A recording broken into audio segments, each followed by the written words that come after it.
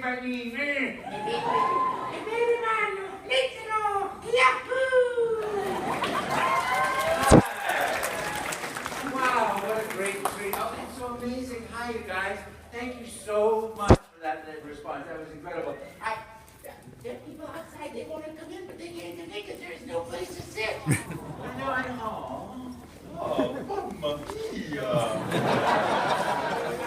I am so thrilled to be here. First of all, it's just such a profound honor and a joy to be here, to be a guest. But you know, I always start by saying thank you, and I thank each one of you and everybody here because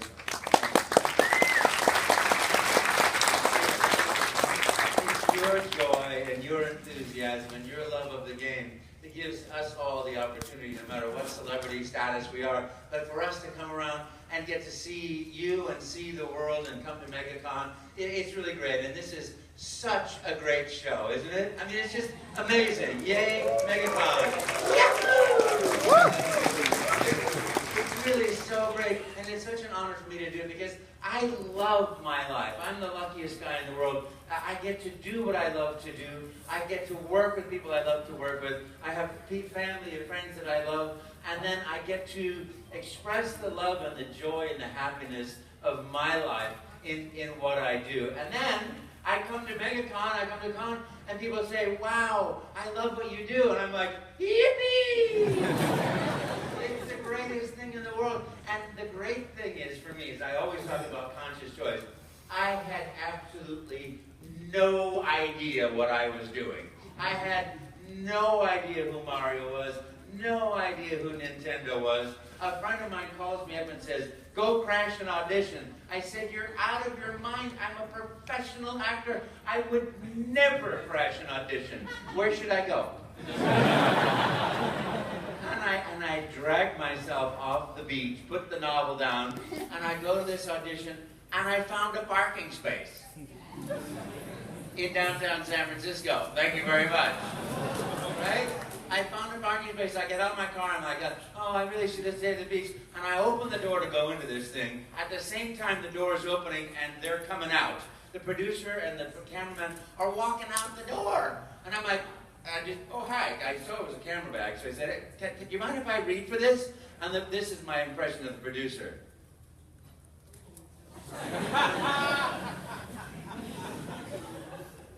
All right, come on in. We'll set the camera up. Think about this. You're an Italian plumber from Brooklyn. Character in the video game. So we got this real-time animation system. You're going to have these things glued to your face, and you'll have a hidden camera, hidden microphone. You'll be able to see everybody and talk to everybody, but they only see the character, this guy Mario. So what does he look like? I don't have a drawing yet. This is Mario, the plumber, you know.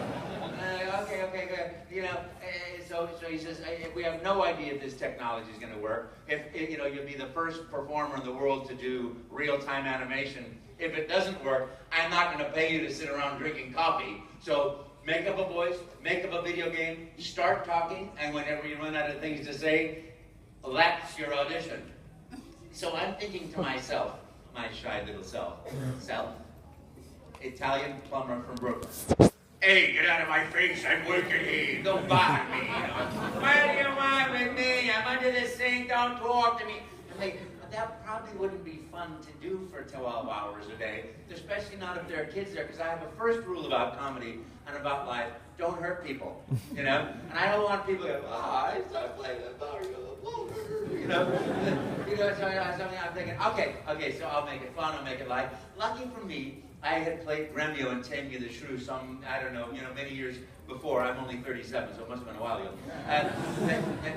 The second anniversary of 30 already passed, so whoop! It's like, that's the thing about life. Life is short. I'm tall, but life is very short, so you should be enjoying every minute of it like you are here, right? So I'm thinking, I can make it, but nice Italian guy, talk like this. That was a Megacon, Señor mio Petrucco, mamma mia.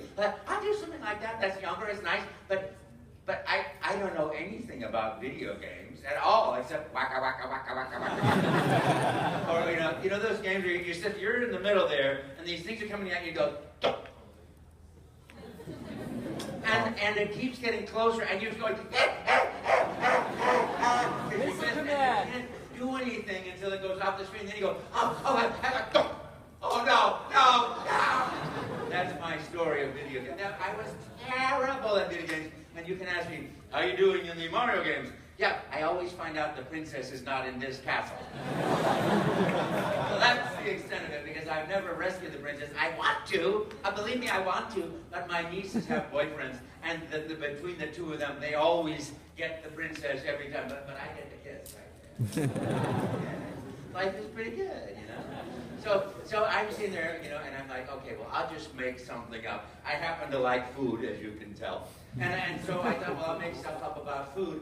And I hear action, I go, hello, I'm Mario. Let's make a pizza pie together. You go get sausage. I get spaghetti meatballs. We put spaghetti meatballs in the sausage with the sausage and the pizza. And then I'm going to chase you with the pizza. And if I catch you with the pizza, you got to eat the pizza. And then we're going to make another pizza. And you're going to chase me with the pizza. And if you catch me with the pizza, then I'm going to eat the pizza. And I'm thinking to myself, well, that's the end of that one, right? That was certainly creative of me. You know, and he doesn't say, fine, thank you. He doesn't say, God. He says nothing. So I'm like, and then we're going to make a lasagna. I like the bolognese in lasagna. We're going to put in the spinach in lasagna. What did my mama say? You always got to eat the spinach in lasagna. So you got to put it in. And then I'm going to chase you the pan. And if I catch you the pan, you got to eat the pan. And then you got to make a lasagna and chase me with it. And if you catch me with it, I got to eat it. They were going to make a bolognese. You were going to love my mama's a bolognese. And I just kept going and going, and he didn't say stop. And so I kept going and going and going. I was making things up. I mean, bathtub, you know, cheese through the bathtub, up and down the hill, spaghetti meatballs rolling all over the place. And I kept going and going and going and going. And I was like, well, all right, I'll just keep going. And I'm going, until I finally heard the director. Finally, he spoke. He said, stop talking. Cut. There's no more tape. Thank you. We'll be in touch. Which I thought, oh, I heard him enough, so he's going to never say hello to me again. He gets, I said, yeah, thank you very much. I got back in my car, drove back to the beach, watched the sunset. He gets on the phone, calls Nintendo. I found out Mario. I got him. 27 years ago. That was the only tape that he sent, and it's been 27 years of absolute joy and life. Yeah.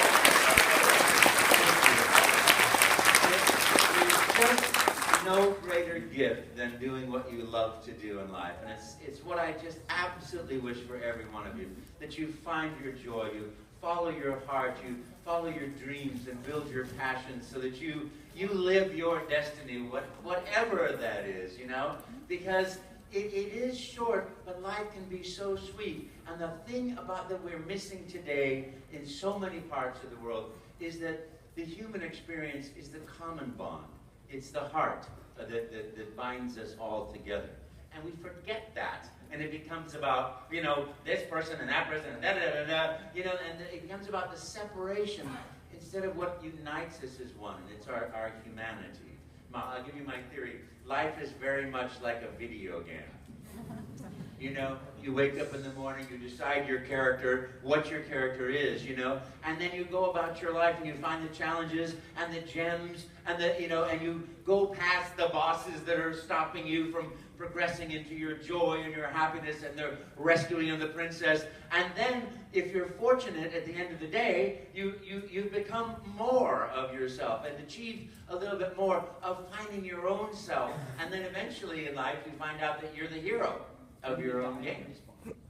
And that's what I wish for everybody, is that joy of heroism in recognizing and caring and loving about yourself as much as you care and love about the most important person or aspect of your whole life. Because when you love yourself, you have the potential, really, to unlock who you are. And that's the greatest gift for an actor. Is like, we all go around trying to understand what the human aspects are of our being, and then project that for you to see it. A film actor only has to emote or feel something, but for a video game actor, it's like, yahoo! It's got to be big and it's got to be real. So for me, it has to be real. I have to find that aspect of myself that is like Mario, full of joy and happiness and love, and rescuing, facing challenge with a let's go.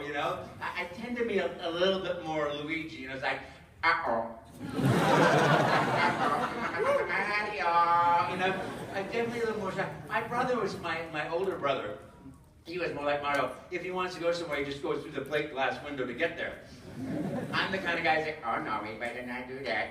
No, wah, wah, wah, wah, wah, you know. And there we go. But you know, the character's always, you know, ends up winning in the end, I suppose, is what happens. And it's just, I wish just everybody gets happiness and joy. And I hope that we all learn how to participate in our world and making our world better, because it gets better when we recognize our own humanity. It just gets worse when we think that somebody's different from us. That's my personal opinion. That's nothing to do with the people I work with, but it is, for me, such a joy to work with Nintendo, and you know, everybody there loves video games. Everybody there has this passion for the game, and that's what I share, is that passion.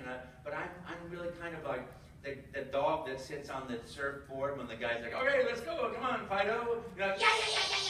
You know, oh boy, you know, to me, it's like every job I do, it's like, come and play in our sandbox if you have time. Whoopee! You know, I can't get it, like, you know, I can't wait to get there. And it's like, so for me, it's just all joy.